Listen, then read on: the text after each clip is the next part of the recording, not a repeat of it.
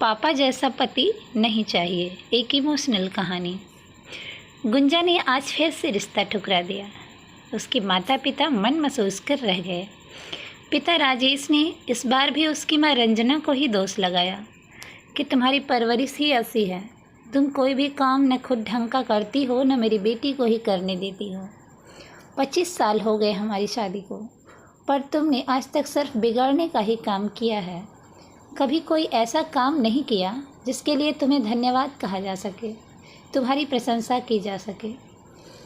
रंजना ने हमेशा की तरह चुपचाप सुन लिया, क्योंकि राजेश की तो आदत थी, किसी चीज़ में देर हुई तो गुस्सा करेगा, कभी कोई चीज़ समय पर ना मिले तो गुस्सा और दोष देना, किसी भी काम के बिगड़ने पर रंजना को ही दोषी ठहराना, किसी के सामने डांट देना, कभी कभी तो हाथ भी उठा देना। पहले रंजना ने बहुत कोशिश की उसे बदलने की, पर जब देखा उस पर किसी बात का असर ही नहीं हो रहा तो उसने कोशिश भी बंद कर दी। और धीरे धीरे उसके गुस्से को झेलना रंजना की आदत बन गई। अब तो रंजना को सिर्फ और सिर्फ अपनी बेटी गुंजा की ही चिंता थी। वही तो एक औलाद थी उन दोनों की, पर पता नहीं क्यों वह हर बार रिश्ते की बात पर मुकर जाती। इसी कारण आज राजेश बहुत गुस्से में था। इतना अच्छा रिश्ता लेकर आया था वह अपने दोस्त के बेटे का, पर गुंजा ने तो साफ मना कर दिया। शाम को जब गुंजा कॉलेज से लौटी तो राजेश ने तुरंत उसे अपने पास बुलाया। बहुत मुश्किल से अपने गुस्से को काबू में करके बोला, गुंजा, क्या मैं तुम्हारे इनकार की वजह जान सकता हूँ? गुंजा ने भी बहुत हिम्मत करके कहा, मैं अपने पैरों पर खड़ा होना चाहती हूँ, और जब तक मैं ऐसा नहीं कर लेती आप शादी की बात मत करें। गुंजा अपने पिता से बहुत कम बोलती थी, उसे नफरत थी उनके व्यवहार से। उसने आगे कहना जारी रखा, हाँ पापा, क्योंकि मैं नहीं चाहती शादी करना, मुझे डर लगता है शादी से।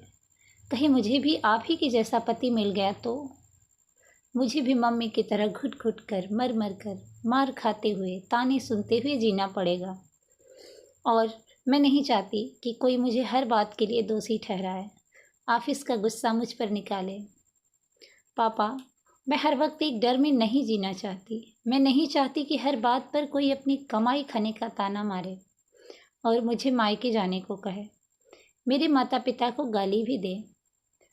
गुंजा आज बचपन से इकट्ठा किया हुआ गुबार निकाल रही थी।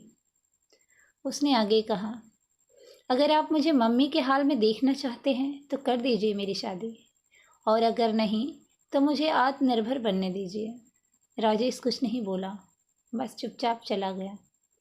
अगले दिन से उसने अपना व्यवहार बदल लिया। बेटी की नफरत ने उसकी आंखें खोल दी थी।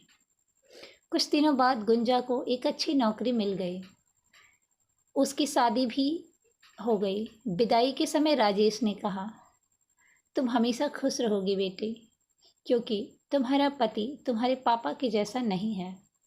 और हाँ, अब अपनी माँ की चिंता भी मत करना, क्योंकि तुम्हारा पापा भी अब पहले जैसा नहीं है।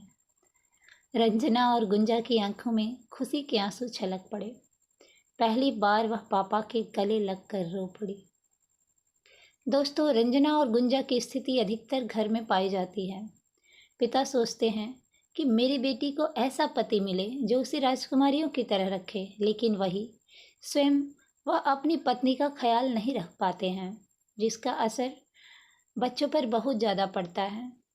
ऐसे माता पिता बनिए ताकि बच्चे अपना आदर्श आप ही को माने, उन्हें अपना आदर्श ढूंढने के लिए कहीं बाहर ना जाना पड़े।